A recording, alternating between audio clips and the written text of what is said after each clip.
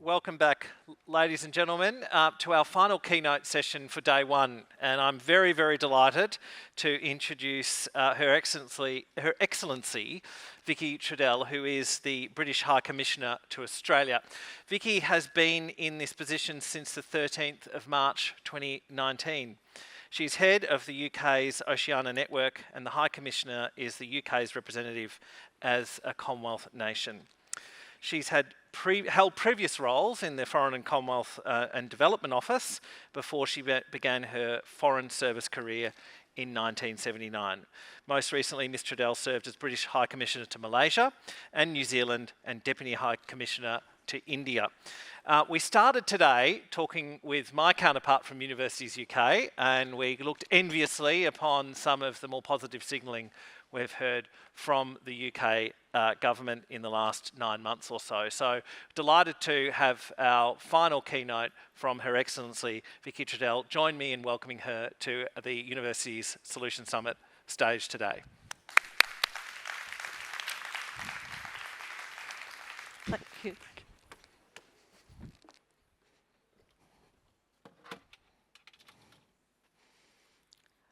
Well, it's great to be here. Can I start by first acknowledging that I gather with you on the land of the Ngunnawal and Ngambri people and pay my respects to elders past, present and future.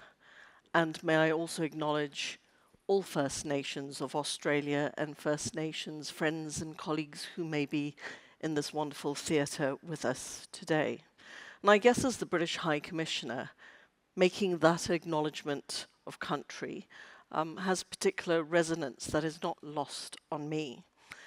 And I will talk a bit in what I have to say about what we're doing in terms of education and our engagement with Australia's First Nations, and a model that we have started here that I know colleagues elsewhere in the world are looking at as well. So where should I begin? I think when I was asked for a theme for my speech today, I thought about the work that I have done, particularly with the British Council over the course of my career and in my most recent jobs, about the place for education as a powerful soft power tool. But when I thought about that, it was clear to me that education is more than soft power. It is strategically important as part of our international offer as a country and the connections that it delivers for Britain. Indeed, how it creates a foundation of understanding between British people and those who come to our country to study. But also, particularly these days, where our universities are increasingly part of our international offer and are indeed establishing their own presence around the world. I came to this job after about 4.5 years as British High Commissioner to Malaysia. So I reflect in particular on my experience of working with the British universities who had established campuses in Malaysia and became part of Malaysia's education sector, and seeing the relationships that they built to become part of the Malaysian economy as much as they were part of Britain's projection in that part of the world, and how from Malaysia our universities reached out into other ASEAN countries as well. So I have seen firsthand the power of our education sector and what it does. And when I think about the soft power that education offers, particularly higher education, and how it has been seen for a number of years now by many countries around the world as a crucial part of our diplomacy and our soft power effort. It is a fundamental pillar, after all, of human progress.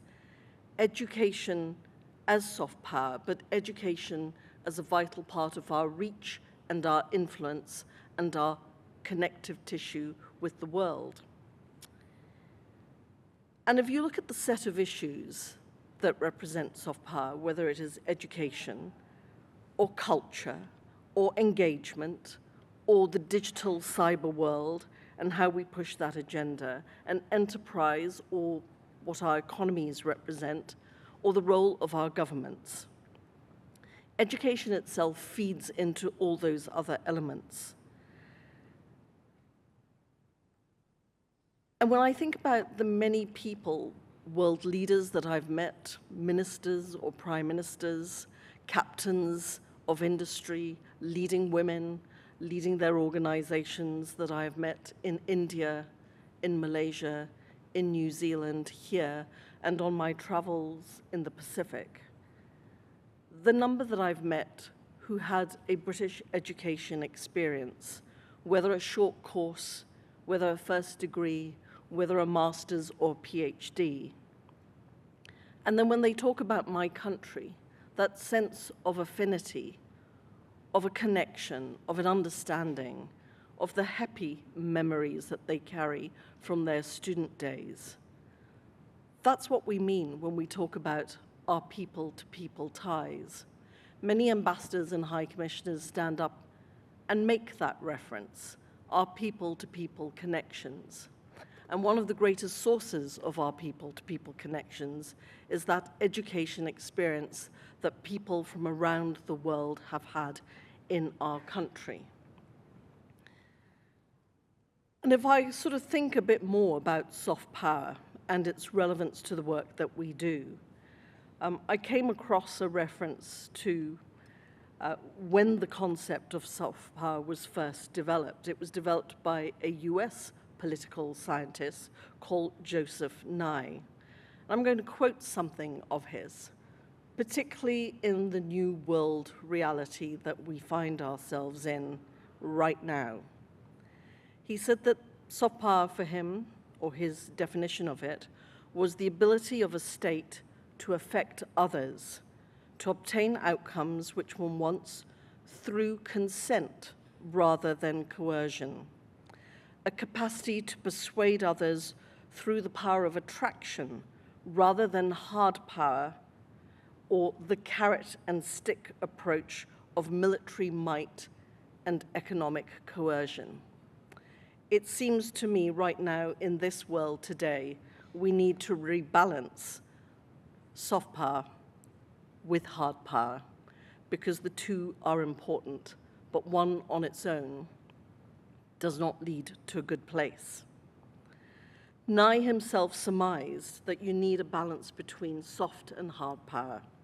Both are important, but the power of attraction is cheaper than coercion, and I mean on multiple levels of cost, and as an asset to be nourished and nurtured, because that's where relationships and harmony and peace are ultimately maintained.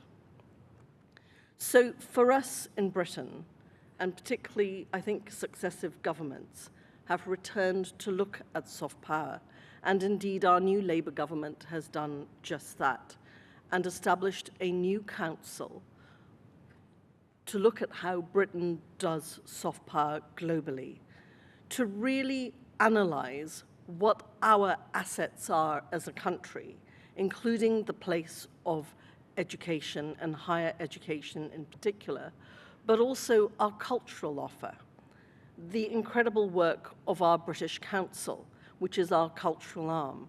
And I know that I have two colleagues in the room from the British Council with us here today. Helen Salmon in particular, who is our director for the British Council, looking at how we use the power of attraction through our cultural, our education offer, our research collaborations to build lasting and sustainable partnerships. Soft power and its tool gives us the power to have ideas, to challenge in an appropriate way, to look at areas of collaboration, to balance how we compete with how we collaborate. But ultimately, it is also the power of affection, when you know people and you understand them, and you find an affinity and a common cause. This is where true partnerships between countries are forged and built and sustained over time. And it seems to me that the dawn of a new era requires us to re-engage and refresh our soft power capabilities as a counterbalance to some of the hard power that we're seeing emerging. And if we look at this year's Brand Finance Global Soft Power Index, it is no surprise, because that is the position that they have held ever since Brand Finance developed their Global Soft Power Index. The United States retains top spot. But if you look at the underlying data, some of the reputational decline is beginning to come through. Britain has always taken pride in being in the top 3. Last year, we were number 2. But I flag now who has taken over number 2 slot, pushing Britain back down to number 3. China moves up to second place. We're only 0.2 points behind China. So our new Soft Power Council is really focusing on that. Bearing in mind, we are an island nation of 70 million people, and China is a country of 1.2 billion. And when I look at the work we do in the Southwest Pacific, we deliver scholarships for Pacific Islanders. The numbers that we do are about 40 scholarships a year. China does hundreds. So they know how to use education as a soft power tool. But it's not necessarily numbers. It is the quality of your brand and your power of attraction for the best talent. What is clear is that China has invested heavily in soft power to enhance its economic attractiveness, to showcase its culture, to promote its education, and to boost its reputation. China is very good at diplomacy. China is now very good at soft power. So the balances are shifting all the time. We, of course, are seized of our need to further invest in our soft power, as I have said, and the establishment of our new Soft Power Council is part of this. And we will refocus our strategy to understand our value and our offer, to nurture it and to deploy it as part of our global impact, as part of our global offer. And at the heart of this is what we should be doing to promote British education, not just in terms of students coming to our country, but university-to-university collaboration, research and development, science collaboration. We believe this really does hold for us strategic advantage in a competitive global landscape. We believe it will ultimately support peace and prosperity, building understanding and trust. The British Council's 2024 UK Next Generation Perceptions Report, bringing it to our relationship with this country, showed Australia as the world's most attractive country to live in for young Brits. I'll give you a little statistic. When we were negotiating our free trade agreement with Australia, we introduced a mobility chapter to keep that flow of young Australians going to Britain, young Brits coming out here to Australia. We extended the age limit from 30 to 35 because we thought it was important for people connections. And pre-pandemic, we had 27,000 young Brits coming here as working holiday makers. Post the FTA and the raising of the age limit and the promotion of greater mobility between our two countries, last year saw almost doubling of that figure, indeed doubling of that figure. 57,000 young Brits have come here as working holiday makers. We're seeing a similar flow of young Australians going to the UK. And in the same perceptions report, the UK is admired by young Aussies for the quality of our education, research, and creative sector. Our cultural assets are the top drivers of positive perceptions of our country. Indeed, the British Council's most recent Global Perception Survey showed that the UK is the most attractive international study destination for young Australians. Amongst 18 to 34-year-old Australians, 51% said that Britain would be their education destination of choice. Australia led the growth in international students to the UK from East Asia and Oceania after the pandemic, with a 56.1% increase in 2022-2023 of student applications from this country.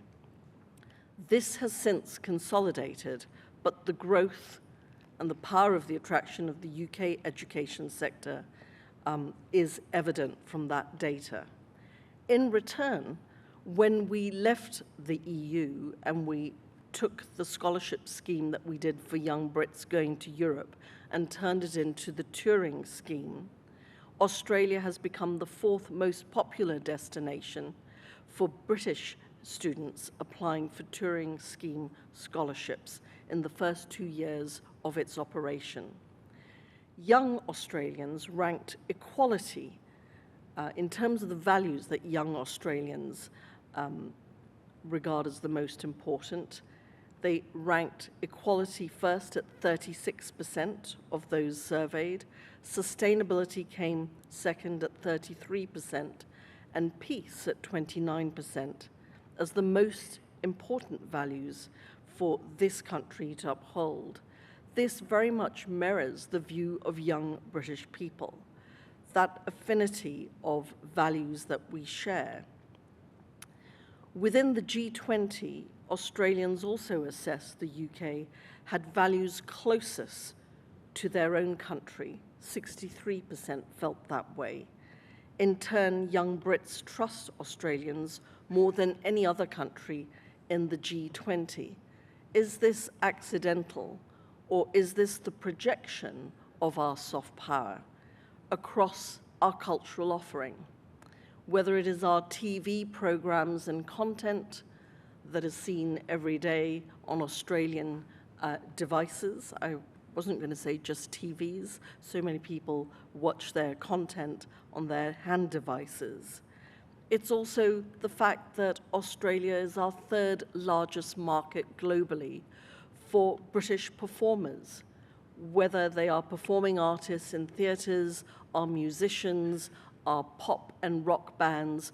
Australia is always on the global tour every year of our top performers and our fringe performers. If you go to any of the festivals, whether Adelaide or elsewhere, British performers coming here are part of your cultural offering every year. Our music scene, film and TV are all part of that backdrop. The messages that people pick up through that, the visibility of Britain and British values and British life is available every day, the subliminal effect of that. But for us as a government, actually understanding that and how we harness it and how we use it as part of our projection to build a relationship with a country. We don't want these things just to happen by accident, but with more activist and conscious effort to promote the best of our offer. Whether it is the sports events too, all our teams, they usually lose when they come here, but whether it is cricket or football or rugby, both codes, all of that is part of the backdrop of our cultural connection on the sports field, in your theatres, on your screens. Understanding that and putting that into strategic effect is part of our effort. These are the ties that bind. But coming back to education, which is a vital part of that tapestry, it's not just about the educational qualifications. It is about the research partnerships. It is about sharing resource. It is about our academics working together, faculty that come here to your universities and education institutions. It is about collaboration in science, space, tech, health. An example of that is the recent MOU between your Russell Group of universities, our Russell Group of universities and the Group of 8 universities here in Australia, seeing the opportunity of AUKUS, both Pillar 1 and the new industrial enterprise that Australia will need to develop, as well as Pillar 2, where quantum, AI, subsea, hypersonic are the technologies of the future. How do we co-develop, co-create, co-deliver that into the requirements of our countries and other partners? The backdrop to all of that is your education sector and our education sector working together. That soft power will deliver new hard power through AUKUS. But there are more innovative partnerships too that we're seeing emerge between our institutions. For example, Deakin University and Lancaster University joint campus in Indonesia. Rather than compete, they are collaborating to deliver a single offer to Indonesia. We could see more of that in other geographies where the demand for education is outstripping supply. If students can't afford to come to our countries, let us deliver our education in their countries, as I saw so effectively in Malaysia. Another example is the global learning model of the PLUS Alliance between the University of New South Wales and King's College London and Arizona State University, a little AUKUS of education on its own. Tomorrow's Beyond Borders panel with Jamie Arrowsmith, the Director of Universities UK International, and Leighton Ernsberger, the Director of Education at the British Council, for the British Council, based in Singapore, who's also here with us this afternoon, to be chaired by Saskia Lure Hansen of RMIT, will look at transnational education as a strategic tool. I'm sure it'll be a fascinating session building on that theme of innovative partnerships between the UK and Australian and other partners globally. There is a huge opportunity behind all of this, that education, apart from being a key aspect of our soft power, is also a driver for our economy, for trade, for investment. If we need to look at things like the mutual recognition of qualifications, something our free trade agreement with Australia addressed, how we work together, compete together rather than competing with each other. Our education sectors face similar challenges, but by sharing ideas, policy exchange, balancing our competitor-collaborator dynamic, we can achieve so much more together. Difference, too, I think, is a strength. When we talk about research and innovation and collaboration, the fact that we are in 2 different geographies, our day is your night is our day, our seasonalities are the opposite. Our ability to research over a 24-hour day, a 24-hour night, where we can have 2 winters, summers and springs, depending on which part of Australia you're in.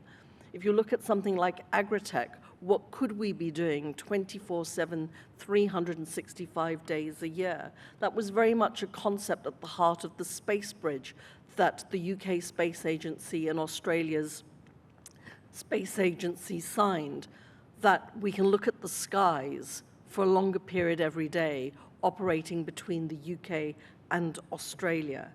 The sky, in that case, is truly not a limit. We know in the UK the value of the international activities of our UK universities. It is worth £265 billion to our economy, of which 24.1 billion is just the UK export earnings from our education sector. When we now in Britain focus on our government's growth agenda to regenerate our economy, absolutely we must look at how we build and support our education sector as a key driver and contributor to our economy too. But what this brings, in the cumulative effect of all the things that I have tried to touch on, is a genuine, long-lasting and evolving legacy in our people-to-people ties, in the mutual understanding we build with countries, and it brings this and so much more. I reflect on many leaders that I have met, many ordinary citizens around the world, and those who talk most warmly about my country, who want to work with us and collaborate with us, have been touched by British education. It is not something we should ever be complacent about. And I know too, one of the greatest complaints that I hear from universities is that overseas student numbers are part of an immigration cap. Do you cap any other part of your economy or business sector is the challenge. And I think there is a genuine debate to be had that whilst immigration is always a political issue at the time of an election, we should perhaps, and this is a personal view, depoliticize it as far as foreign students are concerned. They are essential to that business of our two countries, of how we grow education. And the customers for our education, apart from our own young people, are the brightest and best from the world. And if we want to engage with the brightest and best who will rise in their communities, in their industries, in their public sector, in their governments, in their research institutions, in their academic sector, then perhaps students should no longer be part of an immigration cap because they are vital to our economies. They're vital to our people-to-people links in the future, because if we give them the best education we have, if they have the greatest experience of their time in our countries, they are friends and allies and partners of the future. Thank you.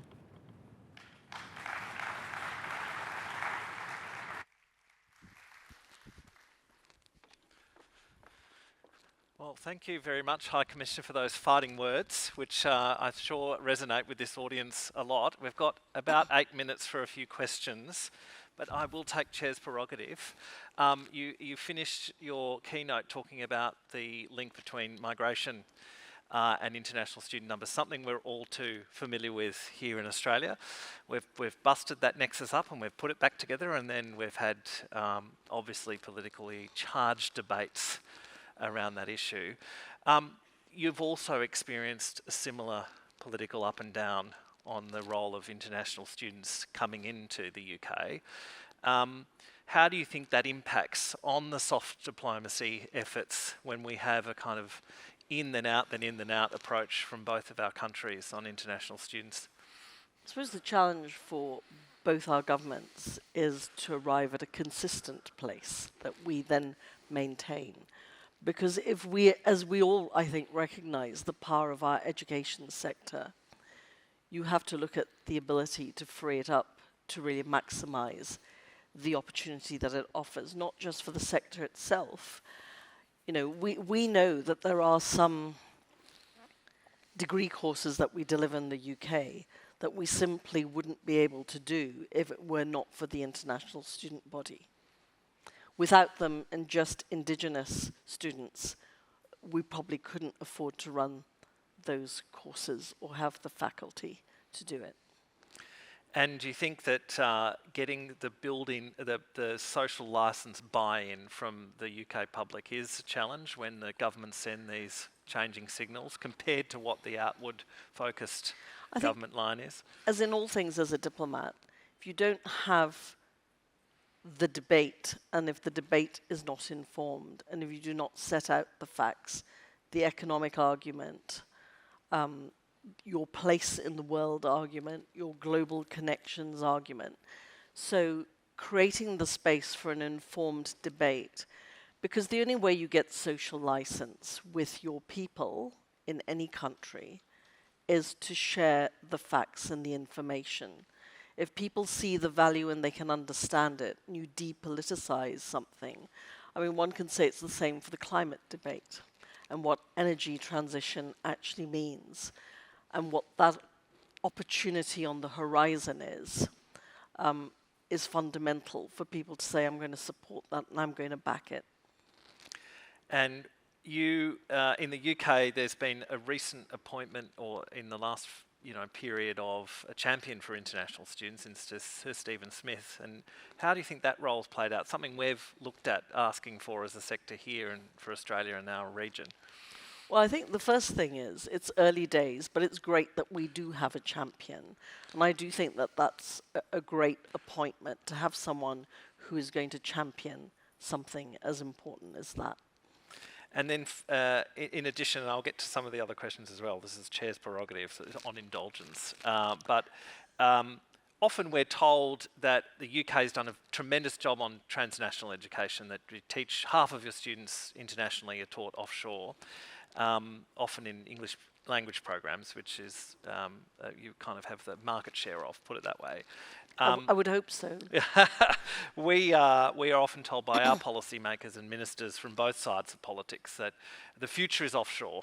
How do you think we should respond to those political judgments around pushing our international growth into outside of the Australian continent?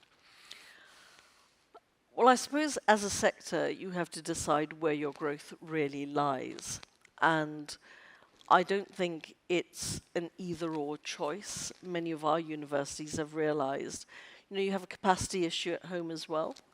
But the point I made in my remarks, there is a recognition that many people do want a British or an Australian education, but it's the affordability. And if they can't afford to come here, an area of growth is to deliver your product in the markets. So, like any industry, if the British car industry had said, we're only going to make cars here, we're not going to bother to sell them in overseas markets, we wouldn't have a car industry. We may be owned by foreign investors, but we still manufacture and ship our cars out to the world. And indeed, in some cases, we manufacture those cars in those markets to be closer to the customer. It's not an exact analogy, but as a business, if you look at education as a business, part of your proposition must be to deliver in the markets of clients, particularly to make it affordable.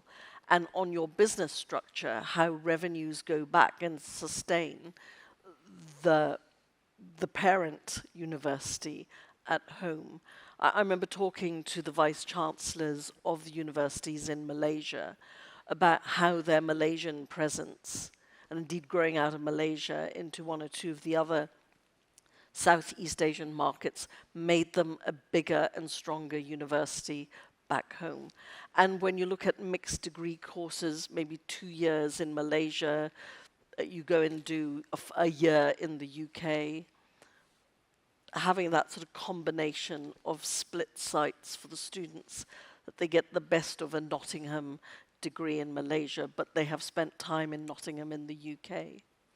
And it's very exciting that you gave a shout out to Lancaster and Deacon's joint effort, which I think is being launched this very week in Indonesia. So kudos to our Deakin crew that have done that. It's very, very, very exciting.